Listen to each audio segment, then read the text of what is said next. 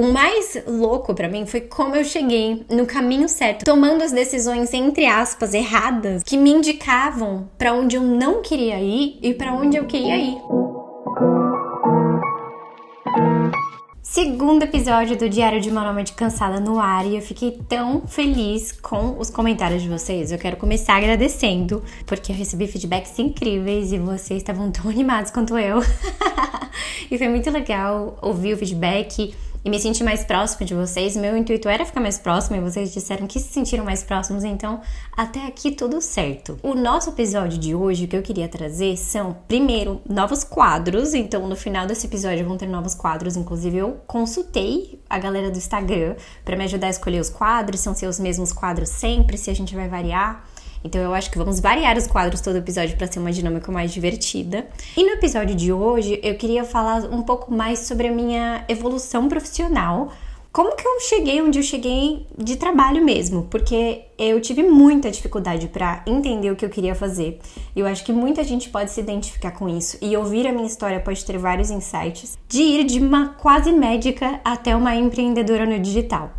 Queria começar falando um pouquinho sobre como eu fui criada, porque eu acho que tudo começa na criação que eu tive com os meus pais também, tudo começa lá, mas não é só sobre isso. Eu fui criada numa casa com um pai e uma mãe, que um pai era empreendedor, meu pai foi empreendedor desde os 17 anos, e a minha mãe é artista plástica e pedagoga. Ela deu aula de artes plásticas nas escolas estaduais de Osasco, inclusive onde a gente morou quando eu era criança, por muitos anos da vida dela. Eu venho desses dois lados, né? De um lado artístico muito forte e de um lado empreendedor, negócios muito forte. O meu pai teve que trabalhar muito cedo para sustentar a própria família. Com 17 anos ele já teve que começar a trabalhar e empreender e tal. Ele nunca se formou na faculdade, inclusive, então ele é um empreendedor nato. A minha mãe se formou em pedagogia, artes plásticas, enfim. Ela também teve os empreendimentos dela, então assim, empreender é uma coisa que só agora eu me dei conta que veio desde nascença, porque a minha mãe, apesar de ser professora, de ter sido professora e tal, ela teve vários dos empreendimentos dela. Ela, inclusive, teve um ateliê de artes plásticas chamado Cerucci Atelier. Eu acho tão lindo esse nome, porque que é o nosso sobrenome, né? Meu sobrenome do meu pai, da nossa família. Enquanto ela também era professora e tal, ela teve outros empreendimentos que ela teve quando ela era mais nova. Então a veia empreendedora é muito forte na minha raiz. Os meus pais me incentivaram muito a estudar. E eles sempre me ensinaram que eu poderia ser o que eu quisesse. O meu pai não me pressionava a levar a empresa dele, né, a empresa que ele teve por mais tempo, que eu vou chegar nessa conversa ainda ao longo desse episódio. Ele não me pressionava a seguir o caminho dele, nem a minha mãe a seguir o caminho dela. Eles me incentivavam a seguir o meu caminho, mas que eu estudasse, que eu me formasse na faculdade. Isso era muito importante pra eles. Isso nunca nem foi um questionamento pra mim. Eu sabia que eu estava indo seguido fazer uma faculdade e tal. E eu era muito nerdzinha mesmo, assim. Eu sentia que esse era o lugar que eu me garantia, que eu me sentia segura. Eu não era uma criança popular, eu não era a mais bonitinha, a mais legal. Já falei em vários lugares, assim, que na verdade eu sofri bastante bullying na escola e isso formou bastante da minha personalidade naquela época. Eu me voltei muito a ler por causa disso, eu lia muito por causa disso, então eu era bem nerdzinha e eu me garantia nas minhas notas mesmo, sabe? Isso era uma coisa que me trazia bastante segurança. Só que a minha mãe também, ela falava pra mim que ela não gostaria que eu seguisse no ramo da arte, porque ela sofreu muito, entre aspas, com isso, por não, talvez ter se frustrado um pouco no ramo da arte. Ela não queria que eu tivesse as mesmas frustrações que ela teve. Então, ramos artísticos foi uma coisa que nunca passou pela minha cabeça, assim, sabe? Eu sempre pensei em ser, tipo, cientista, astronauta, médica e tal. Logo, astronauta eu nem sei se eu... Não, astronauta não, eu tô viajando. Astronauta eu não falei não. Mas sempre foram coisas assim voltadas pra ciência, porque na escola eu era muito interessada nas matérias de ciência e era as que eu me dava melhor também. Era onde eu tinha mais facilidade, que eu mais gostava do assunto. Eu sempre fui até hoje eu sou assim também, uma pequena enciclopédia, sabe? Sei curiosidade de coisas do corpo, da vida, da natureza, da ciência, assim. Eu sou muito interessada nesse assunto. E uma questão que vai permear bastante ao longo desse episódio é uma dificuldade, entre aspas, que eu tive de perceber o que era interesse e o que era, ok, eu quero trabalhar com isso, sabe? Vocês vão perceber o porquê disso. Então, né, como na escola eu era muito boa em ciências, eu gostava muito de séries médicas, de livros sobre isso e tal, eu cheguei no momento que eu achei que eu queria fazer medicina. Eu acho que muita gente passou por isso, inclusive, até porque na época em que eu estava na escola ainda não tinham tantos cursos mais alternativos, digamos assim, sabe? Eu acho que hoje tem muitas mais possibilidades de cursos menos tradicionais, que na minha época não tinha tanto, ou tava começando a ter, mas que eu não cogitava. Eu ainda tinha uma mente muito grande, assim, nas coisas mais tradicionais, sabe? Eu acho que isso também tem muito a ver com o modelo de escola que eu tive e que permeava a minha vida, ou que tem no geral, né? De a gente meio que se preparar para um vestibular, para um curso tradicional, e aí vai ter um emprego, tal, essas coisas. Da 7ª ao 2º colegial, eu estava morando no interior de São Paulo com os meus pais, uma cidade chamada São Roque, eu estudava num colégio lá, e eu era uma das melhores alunas da sala, participava de Olimpíada, ganhava medalha, sabe? Nesse nível, assim, bem nerd mesmo. Nessa época do 2º colegial, que eu realmente decidi que eu queria fazer medicina, eu já sabia que medicina era um curso muito difícil de passar, então teve um dia que eu sentei pra conversar com meu pai, e foi uma conversa muito séria que a gente teve, a primeira conversa séria que eu tive com meu pai, talvez, foi que eu queria pedir pra ele me permitir e me apoiar nesse sonho de ser médica, e no meu 3º colegial me deixar estudar em São Paulo, numa escola que era mais forte, que era para preparar mesmo pessoas que queriam fazer medicina. E ele me apoiou. Então, no 3º colegial, eu fui estudar em São Paulo sozinha. Eu fui morar em São Paulo sozinha, numa pensão para meninas que também queriam fazer medicina. E quase todas as meninas iam para o mesmo colégio, um colégio na Avenida Paulista, que se chama Poliedro, que é um 3º colegial voltado para medicina. Então, é um 3º colegial com cursinho. Eu estudava de manhã e à tarde todos os dias e de sábado também. Tinha aulas e estudava muito. Foi a fase que eu comecei a estudar mais na minha vida. Foi importante pra mim essa mudança, porque eu tava muito acostumada a ser as melhores da sala dos colégios que eu estudava até então. E quando eu fui pra esse colégio mais forte, eu percebi que eu era, assim, média, sabe? Que eu... Lógico que eu tinha capacidade de ser mais, mas o comportamento de estudos que eu tinha até aquele momento iria me levar para um lugar médio, que a galera ali estudava muito mais e que a competição era muito maior do que eu imaginava, sabe? Imagina um colégio na Paulista com 7 andares, cada andar é uma sala de aula e todo mundo ali tá focado em passar em medicina, e é um colegial com cursinho. Então eu estava estudando o 3º colegial com o mesmo pessoal que estava ali há 3 anos de cursinho, sabe? Pra medicina. Todo mundo ali queria medicina. Então era um colégio muito bom, muito forte, pesado mesmo. Ele é preparatório pra isso. E aí foi a primeira vez que eu fui morar longe dos meus pais, sozinha. Foi a primeira vez que eu morei sozinha, né? Porque eu morei ali na região de São Paulo, na Avenida Paulista, e eu tinha que fazer compras, eu tinha que dar conta de me alimentar, eu tinha que cumprir horário, eu tinha que... Era uma coisa simplificada, né? Então, era só atravessar a rua, a escola o lugar que eu morava era só atravessar a rua pro colégio, dava pra ouvir o sinal do poliedro, do prédio que eu morava, então eu ainda não tinha que pegar muito metrô, mas já foi minha época começando a pegar metrô sozinha ali em São Paulo, sabe? Então, já foi um movimento de independência ali, lembrando que eu fui uma criança, que eu não comentei antes, que tinha muita dificuldade de separação dos pais. Então, eu fiz acampamentos, eu fiz coisas quando eu era criança, mas ao mesmo tempo eu também tive bastante dificuldade de separação. Por exemplo, quando eu ia para um acampamento, eu ficava chorando por 15 minutos, desde que o ônibus ia embora, de dor de separação dos meus pais, mas depois passava e eu ia pro acampamento, sabe? Inclusive, acho que eles foram muito importantes pro meu desenvolvimento de vai ficar sozinha assim, sabe?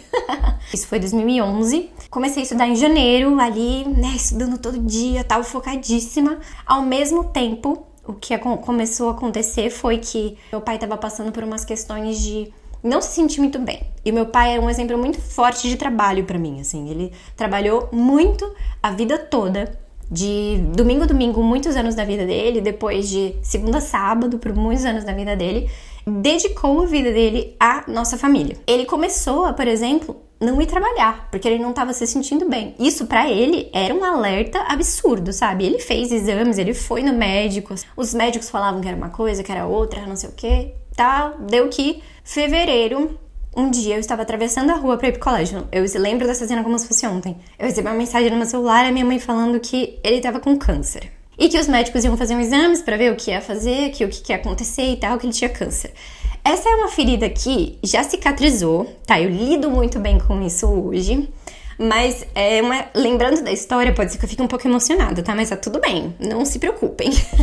É uma ferida cicatrizada, mas eu sinto muita falta dele, né? Então vai doer, não vai ter jeito. Então, atravessando a rua, recebi essa mensagem e aí o meu emocional, o meu psicológico, assim, já começou a ficar um pouquinho abaladinho ali, né? Já tava sendo uma fase complicada pra aquela garota de 16 anos morando sozinha em São Paulo, estudando pra medicina. E eu saía das aulas e eu ia no hospital. Então eu tava estudando ali na Paulista e eu pegava um metrô pra ir lá na Moca, no hospital que ele tava, que era no Instituto de Controle do Câncer de São Paulo.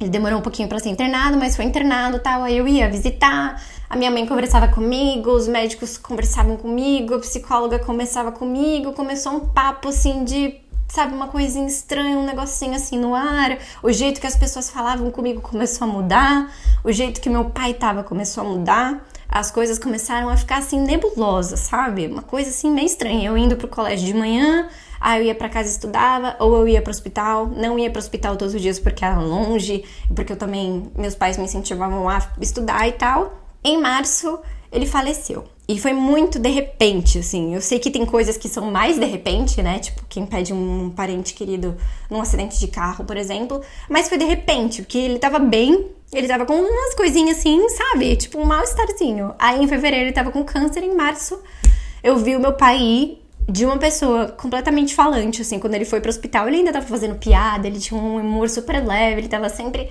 de bem com a vida, sabe? Bem-humorado. Nos últimos dias, assim, ele já praticamente não estava lá. E isso foi uma coisa muito marcante pra mim, sabe? Obviamente que depois dessa experiência, o meu emocional, o meu psicológico ficou completamente abalado. Eu já não sabia mais se eu queria fazer medicina, eu já não sabia mais o que eu queria fazer da vida.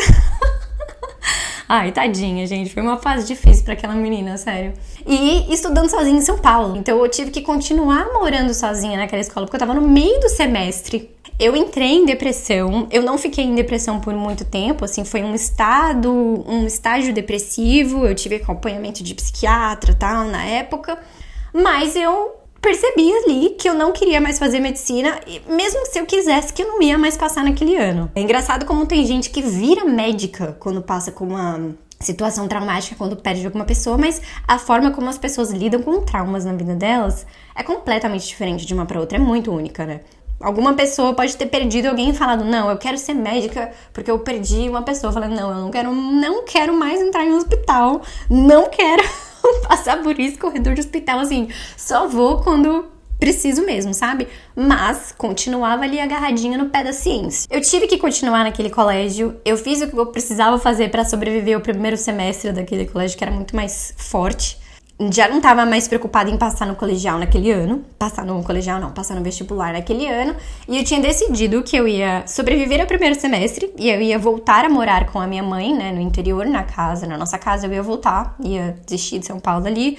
Voltei pra casa pra me concentrar na minha recuperação emocional e psicológica, porque eu tava mal, assim, eu fiquei mal nesse tempo que eu tava em São Paulo, né, sozinha ali naquela fase, um monte de gente que eu não conhecia, aquele ambiente de todo mundo só querendo estudar e tendo passado por aquilo, assim, até andar em São Paulo, naquelas ruas da Paulista, por muito tempo, me traziam à tona essas memórias. Eu me sentia muito sozinha e muito perdida, mesmo. Aí eu decidi voltar pro interior, voltei pro interior, continuei os meus estudos ali, terminei o colegial e decidi que no ano seguinte eu ia fazer cursinho, até pra me dar um tempo pra eu pensar no que eu realmente queria fazer, porque eu já não queria mais fazer medicina, né? Eu precisava de um tempo pra decidir o que realmente eu ia prestar vestibular, queria me sentir forte, preparada, estudar de novo. Eu falei, beleza, eu vou fazer um ano de cursinho, não tem nada de errado nisso, sabe? Uma coisa que me incomoda é essa pressa de ter que sair do colegial e ter que entrar numa faculdade e ter que terminar a faculdade em 2 anos, porque você pulou um ano e já passou no concurso, sabe? Gente, calma. A vida é breve, mas assim, a gente pode fazer alguns nossos processos no nosso tempo. Essa pressão do que a gente precisa fazer pro resto da vida numa idade tão jovem faz muito pouco sentido, né? Vamos combinar. O que é que um jovem de 16, 17 anos sabe da vida pra escolher o que ele vai fazer pro resto da vida com essa idade? Ele não sabe nada, ele é uma criança. Eu trabalhei num acampamento, né, recentemente com jovens e adolescentes, e foi muito importante pra mim porque eu fui monitora, eu tive responsabilidade com crianças de 15, 16 anos. E foi quando eu realmente percebi que crianças dessa idade, quando a gente tem 15, 16 anos, nós ainda somos crianças. Porque as meninas que eu tava cuidando, elas eram crianças. Elas eram crescidas, né? Elas já estavam o corpo desenvolvendo, já tinham umas questões confusas ali do jovem adulto. Mas são crianças. Não dava pra esperar que eu fosse tomar ótimas atitudes e ter super certeza do que eu tava fazendo, né? Passando por tudo que eu tava passando com 16 anos, que eu ia tomar decisões adultas. Eu não era uma adulta, não tinha como. E eu me cobrei muito por isso, por muito tempo. Então esse acampamento que eu trabalhei com essas crianças da cidade foi muito bom pra eu entrar em contato com essa Tarsila de 16 anos que passou por isso e queria ter tomado melhores decisões nessa época e escolhido o que ela ia fazer com mais assertividade, sabe? Mas não, ela fez o que ela podia fazer com a idade que ela tinha, a consciência que ela tinha, passando pelo breu que ela estava passando. Uma outra coisa que acontece a respeito disso para a nossa geração é que nunca antes na história da humanidade a quantidade de escolhas disponíveis superou a nossa capacidade de dar conta delas. E isso, inclusive, são estudos que são feitos por cientistas, né, e estudiosos dessa área de dados, informação e de geração e tal, de que nós temos muito mais opções e oportunidades hoje em dia, mas que isso causou a era da fadiga decisória. Eu não sei se vocês já sentiram isso, mas eu já, antes de saber que isso tinha nome, por exemplo, eu ia numa farmácia para escolher um rímel pra minha maquiagem e eu ficava parada na frente de todas aquelas opções, tinham mais de 30 opções e eu não sabia escolher, porque é tanta opção que eu não tenho condições de saber qual é o melhor. A nossa capacidade racional não consegue compreender todas as nossas opções de forma assertiva hoje. Isso, muitas vezes, por incrível que pareça, paralisa em vez de ajudar. Então tem muitas pessoas mais velhas que falam, ai, porque esses jovens, eles têm muito mais oportunidade na mão deles e eles não sabem o que fazer. Sim, porque eles estão com fadiga decisória, que é um termo dessa questão. É tanta opção que é difícil de escolher. Então é uma coisa que tá marcando a nossa geração, essa paralisia em vez de incentivar de tantas opções que a gente tem, porque se eu posso ser tudo, o que é que eu vou ser? Dei de ideia muitas vezes, eu também tenho uma personalidade, um traço de caráter que é multipotencial, então eu me vejo que eu poderia trabalhar com várias coisas, eu tenho interesse em vários assuntos e eu não consegui escolher o que eu queria e passando por tudo isso e tal, eu fui fazer cursinho e aí no cursinho eu continuava agarrada ali no pé da ciência, porque era uma coisa que me interessava, que eu era boa e que eu achava que tinha a ver comigo. Eu gostava da ideia de trabalhar com ciência, porque eu realmente me interesso por isso, aquela questão da diferença do interesse do eu quero trabalhar com isso, sabe? Durante o cursinho, eu comecei a me interessar muito por física, pelo conceito de física teórica e tal, e aí eu tive a brilhante ideia de prestar vestibular para física, porque eu queria ser física médica, que é no ramo da ciência, mas não é medicina. Eu já nem sei mais direito o que essa profissão faz, porque isso foi uma ideia que eu tive, 10 anos atrás, e nem foi uma ideia muito boa, mas eu passei.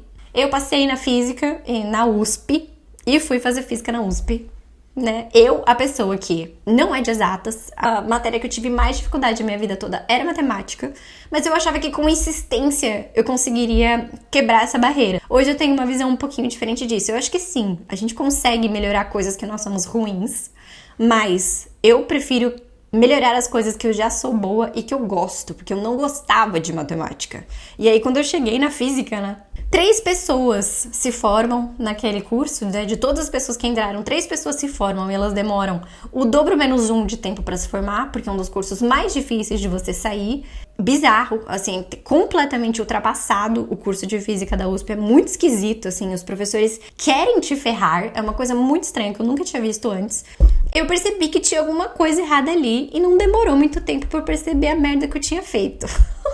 Eu conheci muitas pessoas legais nessa época, foi uma fase muito legal ainda assim na minha vida, eu conheci muita gente legal. Eu joguei rugby com o time de física, eu tenho um grande amigo até hoje que foi dessa época. Eu toquei na bateria da faculdade, foi muito divertido, mas assim, em termos de eu quero fazer isso para o resto da minha vida, foi completamente errado. E aí eu lembro da sensação que eu tinha, quando eu pensava nos caminhos que eu poderia seguir ali, né, como física, muita gente acaba trabalhando em banco, porque fica muito bom com números, muito bom com dados e tal, e pensar nessas possibilidades de futuro que eu tinha naquela, se eu continuasse seguindo aquele caminho, quando eu pensava nelas, eu sentia uma angústia muito forte. E isso começou a pensar, cara, não tá certo. Eu não quero trabalhar com um negócio que eu nem tô trabalhando ainda e quando eu penso nele eu sinto angústia. Não tá certo isso aqui. Então eu precisava fazer algo da minha vida. Eu não sei por que foi tão difícil pra mim analisar racionalmente os caminhos que aquela escolha estava me levando antes de eu tomar aquele caminho. Eu parecia que só quando eu entrava naquele rolê, quando eu entrei na física que eu percebi o que eu estava fazendo, e quando eu mudei de curso também que eu senti o que eu estava fazendo. Eu não conseguia ter essa consciência antes. E paciência, né? Foi o que tinha que ser. Mas intuitivamente eu sentia, porque essa angústia pra mim, hoje eu leio como intuição. Tipo, olha, isso aqui não é pra você, cara. Você não tá seguindo no caminho que faz sentido com você. Isso vai te gerar angústia e já estava gerando. Porque eu não conseguia pensar nem como eu ia me formar naquele lugar. Eu não sou boa com número, gente. A faculdade de física é praticamente matemática. Ao mesmo tempo que eu estava na faculdade de física e entrei na faculdade, né? Logo no primeiro ano da faculdade de física, eu comecei a trabalhar com a minha mãe. Porque quando meu pai faleceu, ele deixou uma empresa. Meu pai tinha uma empresa de construção de área de lazer. Então ele construía... Sabe aquela área da casa que tem churrasqueira, forno a lenha, forno de pizza, piscina, a área de lazer, assim? Ele construía isso. Ele era apaixonado por churrasco e ele construía área de lazer. Então ele tinha uma empresa de construção de área de lazer, ele fazia todo o projeto e tal, e ele tinha as pessoas que faziam a mão de obra pra ele. Eu comecei a trabalhar nessa empresa com a minha mãe porque essa empresa caiu no nosso colo quando ele morreu. Nenhuma das duas sabia o que a gente estava fazendo, pra falar a verdade. Eu tenho muito orgulho da gente, mãe, se você estiver ouvindo esse podcast. Eu tenho muito orgulho da gente, porque a gente conseguiu levar essa empresa sem fazer a menor ideia do que a gente tá fazendo. E nenhuma de nós duas queria estar lá. Pra ser bem sincera, a gente não queria estar ali. Era uma lembrança muito forte dele e de que ele tinha partido. E aquela empresa era o xodozinho dele, não era nosso. Eu nunca quis trabalhar ali, sabe? Mas foi um momento muito importante, porque eu, nessa época, 19 anos, 17 a 20, por aí, 17 a 20, eu trabalhei nessa empresa com a minha mãe. Eu era responsável pelo financeiro dessa empresa. Então, obviamente que isso me trouxe muita responsabilidade. Mas eu ainda não tinha o know-how que eu tenho hoje de marketing, de negócios, de gestão. Não tinha. Então, a gente não sabia o que a gente estava fazendo. Aquele negócio caiu ali no nosso colo, teve processo trabalhista, sabe? Foi uma loucura. Aí a gente vendeu a empresa no mesmo ano que eu decidi que eu precisava trocar de curso. Então, eu decidi trocar ainda no ramo da ciência. Eu falei, cara, o que eu vou fazer da minha vida? E o que eu posso fazer aqui, né? Porque eu já tava ali na USP, eu não queria prestar vestibular de novo. Eu pensei, eu vou transferir pra biologia. Eu sempre arrasei na biologia, sempre foi a minha melhor matéria, sempre foi meu maior interesse na escola, sempre me dei bem com isso, eu vou fazer biologia. Amo natureza, né? Amo vida, amo estudar isso, amo ciência. Biologia, é isso. Aí fui. Prestei transferência externa, que era praticamente um vestibular, mas um pouquinho diferente. Tinha uma vaga. Eu fiquei estudando para essa prova 1 ano, meu terceiro ano de física. Foi estudando para essa prova. E aí você me pergunta, por que se você já estava no terceiro ano de física, por que você não terminou? Porque eu não ia terminar, gente, é isso.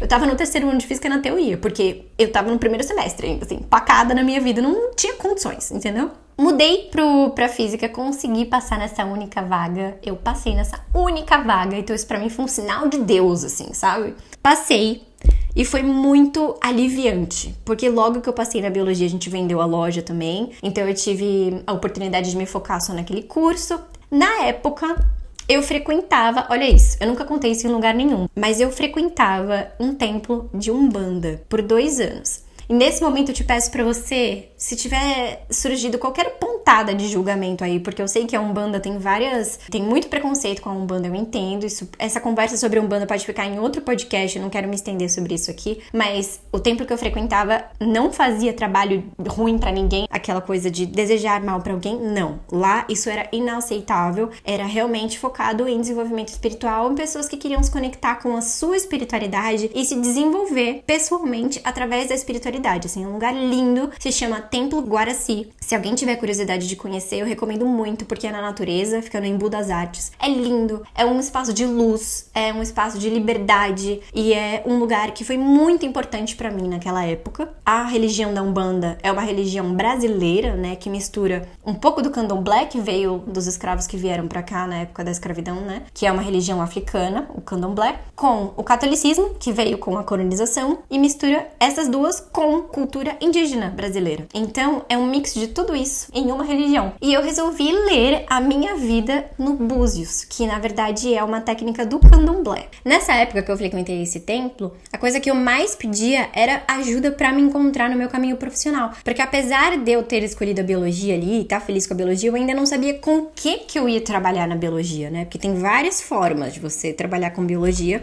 e eu ainda me sentia insegura com aquilo. E aí uma coisa que eu ouvia muito no templo, o que as entidades mais falavam pra mim e que me marcou muito é: você não vai criar raiz aqui, você vai voar. Obviamente que hoje isso faz muito sentido, né? Isso tudo faz antes do meu... Foi antes do meu primeiro intercâmbio. Fico até arrepiada de lembrar disso, assim. E o que aconteceu nesse dia do Búzios foi marcante também. Porque quando eu fui encontrar, né, com esse cara que leu o Búzios, eu tinha acabado de trocar pra biologia, então eu tava, meu Deus, ufa. Ufa, eu escolhi, eu consegui achar o que eu vou fazer aqui da minha vida. Meu Deus do céu. E aí, quando esse cara leu meu Búzios, ele falou assim, ó, você acabou de trocar aqui, né, de curso, não sei o que, mas você não vai trabalhar com isso, não. Você vai trabalhar com comunicação e pessoas. E eu falei, você tá doido? Você está louco. Isso aqui não funciona, não faz sentido. Eu jamais que eu vou trabalhar com comunicação e pessoas. Eu me expor para as pessoas fazerem comigo o que elas tinham feito no passado, né, o bullying que eu tinha passado,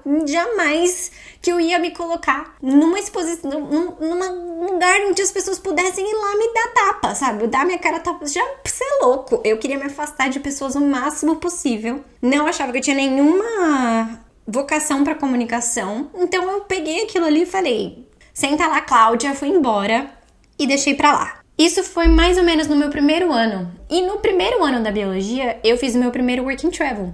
E aí, né, as coisas já estavam começando a mudar. Nesse primeiro ano do meu work and travel, eu comecei a descobrir que existia criação de conteúdo, que existiam pessoas que viviam de conteúdo de viagem. Eu comecei a me interessar sobre isso. Tanto que o primeiro vídeo que eu fiz pro meu canal, que nem tá publicado, era um vídeo de mim falando que eu queria fazer criação de conteúdo de maquiagem com maquiagens sustentáveis, ecológicas, porque eu tinha aquela questão da biologia ali comigo, mas eu queria criar conteúdo, sabe? Mas eu não sabia sobre o quê. Eu realmente curtia estudar biologia, tava decidida que era com aquilo que eu ia trabalhar, eu tinha várias ideias do que eu ia fazer com aquilo e continuei indo em frente. Eu tava pensando em trabalhar com biologia forense, né, que é quando você trabalha com a biologia criminal, usando a biologia para resolver crimes. Então eu fiz curso de genética forense, eu fiz mini curso de medicina forense, eu fiz curso de entomologia forense, que é você estudar insetos para resolver crimes. Então, eu adorava essa área, porque eu amava livros de true crime, de histórias de Agatha Christie, sabe? De resolver crimes, de psicopatas, essas coisas. Eu achava que eu queria trabalhar com crimes. Obviamente, confundindo interesse com eu quero fazer isso para o resto da vida, mais uma vez.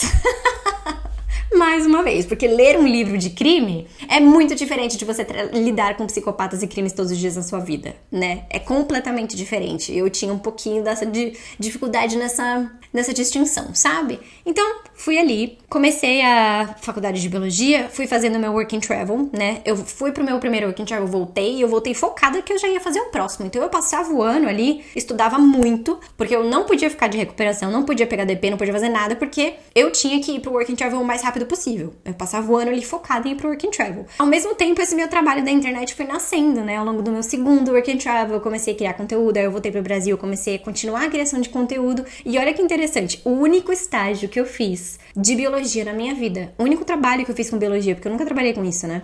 Foi um estágio voluntário ainda, eu não fui nem paga. Foi no Instituto Butantan, trabalhando com uma pesquisa de evolução de veneno de cobra. E o que eu era responsável nesse projeto? Eu fazia as redes sociais do projeto de veneno de cobra, porque eles tinham umas redes sociais para divulgar a pesquisa. Olha só como de um caminho completamente nada a ver, eu fui chegando no que eu faço hoje. Eu acho bizarro olhar pra trás e perceber isso. Foi nesse estágio de veneno de cobra que eu aprendi a editar vídeo. Juro pra vocês que eu comecei a editar vídeo, entender de programa, porque eu tinha pessoas que trabalhavam comigo fazendo as redes sociais, que começaram a me ensinar. Foi ali que eu comecei a aprender a editar vídeo e trabalhar com redes sociais, gente. Sério, assim, como é que pode, sabe, as coisas? Eu ainda gosto de biologia, mas os caminhos da biologia não eram caminhos que eu queria seguir. Então eu podia ser pesquisadora ou eu podia ser professora. Eu nunca quis ser professora. A pesquisa era uma coisa que agradava a ideia, eu gosto de pesquisa, mas eu não gostava da ideia de ficar tão em laboratório. Só que eu percebi que se eu seguisse naquele trabalho online, mais ou menos no meu terceiro ano, né, da faculdade, se eu seguisse no meu trabalho online, eu ia conquistar a liberdade geográfica, que aquele trabalho da biologia não iria tanto me ajudar assim. Que eu ia conquistar também uma liberdade financeira, que seguindo no ramo da biologia, eu não ia conquistar. Quando você trabalha CLT para uma empresa, você tem até um teto que você consegue seguir ali. Naquele ramo, cada área tem um teto, né? Tem um teto diferente. O teto da biologia, vamos combinar que não é muito alto, tanto para a questão geográfica, tanto com a questão financeira, o caminho da internet. Como é que fala? Apetecia mais. Esse caminho me apetecia mais. Agora, o mais louco pra mim foi como eu cheguei no caminho certo pra mim, tomando as decisões, entre aspas, erradas, né? Que me indicavam pra onde eu não queria ir e pra onde eu queria ir. Eu não conseguia ignorar essa bússola interna que existia dentro de mim quando eu tomava uma decisão e quando eu chegava num caminho que não era aquele caminho. Mesmo toda confusa, eu cheguei na criação de conteúdo e quando eu terminei a faculdade, eu me percebi completamente apaixonada por comunicação e marketing, algo que com 16 anos eu jamais pensei em fazer. Eu já estava envolvida o suficiente, 100% imersa e segura de que eu queria ficar no trabalho digital, porque aí já tem a ver com o que eu falei no episódio anterior. Quando eu estava terminando a faculdade foi a época da pandemia, que foi a época que eu comecei a ser nômade, que eu comecei, né, realmente a viajar e perceber que eu podia ter essa liberdade geográfica e trabalhar do meu trabalho online. Foi ali que eu percebi que eu realmente já não ia mais trabalhar com biologia. Eu terminei a faculdade, eu sou formada, tá querida, bacharel em Ciências Biológicas da Universidade de São Paulo. Mas eu nunca trabalhei na área. E eu sou muito feliz com o trabalho que eu tenho. Eu realmente me vejo assim como empreendedora mesmo, não só como criadora de conteúdo. Eu tenho um CNPJ aberto, sabe? Então eu não me arrependo de nenhuma das escolhas que eu tomei, porque todas elas me deram feedback. Por isso que eu não acredito muito em fracasso. Todo mundo poderia olhar pra minha história e falar: nossa, você errou tantas vezes, você fracassou tantas vezes, né? Você fez uma faculdade ali que você não usou. Você entrou numa faculdade ali que você ficou 3 anos e não aproveitou. Todas essas escolhas foram importantes pra eu chegar onde eu cheguei hoje. Porque talvez se eu tivesse entrado na faculdade de primeira e tivesse terminado, né, começado de primeira ali uma faculdade que eu gostasse, eu não teria feito work and travel. Se eu não tivesse feito work and travel, talvez eu não estivesse aqui. Tudo pra mim faz sentido, tudo que aconteceu faz sentido, eu não me arrependo de nenhuma dessas escolhas, todas fazem parte da construção de quem eu sou. Eu me orgulho muito de ter tomado todos esses movimentos, de ter tido tanta coragem de mudar quando eu sentia que era importante pra mim, que fazia sentido pra mim, de não ter me obrigado a seguir uma carreira que não fazia sentido pra mim só porque eu tinha feito aquela escolha. Eu não acho que a gente tem que fazer isso com a nossa vida, continuar num caminho que a gente sabe que a gente não quer continuar só porque a gente já começou. Se você tem certeza que aquilo não é o que você vai seguir, por que você vai continuar? Aí depois chega com 40 anos, a pessoa tá enlouquecida, larga, joga tudo pra cima pro balde, porque ela tá completamente infeliz com a vida dela, porque ela fez uma escolha errada ali no começo. Eu acredito muito que o movimento traz respostas, muito mais respostas do que ficar parado esperando elas caiam do céu. Não acho que eu perdi tempo com nada, já me bati a cabeça um pouquinho com isso, já fiquei incomodado o fato de eu ter demorado pra escolher o que eu queria fazer, mas gente, cada um está vivendo a sua vida no seu tempo. Não use o termômetro dos outros, a bússola dos outros como medida pra sua vida. E pode ser que as pessoas não entendam o que vocês estão fazendo e não tem problema, porque não é o caminho delas, é o seu. Você tá vivendo a sua vida. Ouve o que você tá sentindo, faz o que faz sentido pra você. E pra terminar esse episódio, eu quero trazer 2 quadros novos. O primeiro quadro é o quadro de pitacos.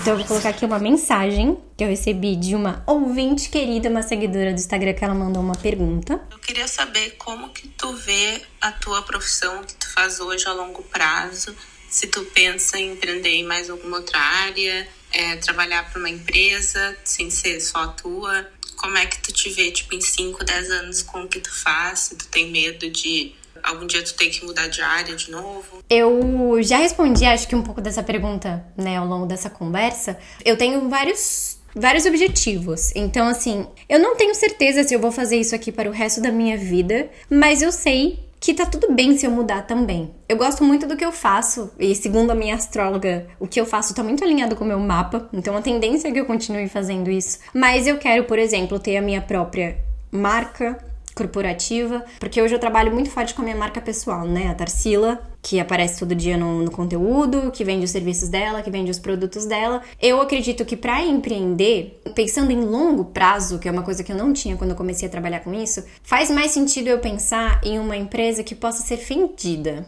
Se eu quiser um dia criar um negócio que pode ser vendido para alguém, esse negócio não pode ser eu, porque eu não posso me vender. Então, o meu objetivo a longo prazo é continuar trabalhando a minha marca pessoal, porque para que a marca pessoal fique cada vez mais forte e continue tendo uma boa reputação, continue tendo uma comunidade forte, para que eu possa ter a minha própria marca corporativa no futuro, que eu já tenho uma ideia mais ou menos do que eu quero que seja. Só que pode ser que eu mude de ideia também, porque isso ainda não tá pronto, né? Eu tô começando a gerar essa ideia.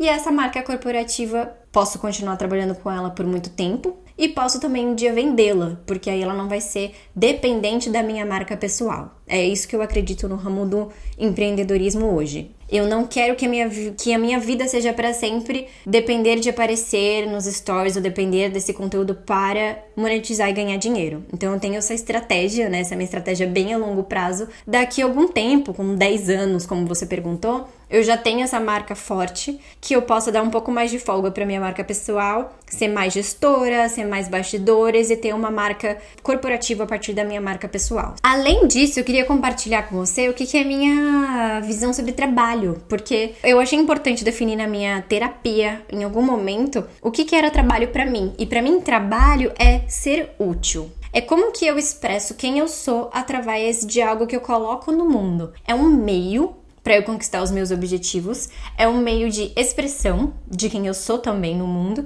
e é uma forma de eu servir o mundo de alguma forma. Tem um conceito que se chama Ikigai. É um conceito japonês do verdadeiro encontro da felicidade. É você fazer algo na sua vida que você goste, algo que você seja bom, algo que seja bom pro mundo e algo que você possa monetizar e ganhar dinheiro. O conceito da felicidade do Ikigai é você encontrar a intersecção entre todos esses pontos. Se você encontrar algo nesse sentido pra você, você vai ter uma felicidade mais plena, segundo o Ikigai. E eu acredito nisso, porque pra mim isso faz sentido. Eu tenho vocação, eu sou uma boa comunicadora, eu sou criativa, então esse trabalho tem a ver comigo. Eu gosto de fazer o que eu faço, eu gosto de me comunicar, ajuda a vida das pessoas. E essa coisa de, precisa servir o mundo, precisa servir, né? Precisa ser útil. Qualquer profissão que ofereça algo que alguém precisa, que alguém quer, já é algo que você tá servindo pro mundo. E que você possa vender, porque não adianta nada você ter um trabalho que não te gere renda, porque a gente vive num mundo em que as coisas custam dinheiro. Então empresas precisam ter lucro para que elas existam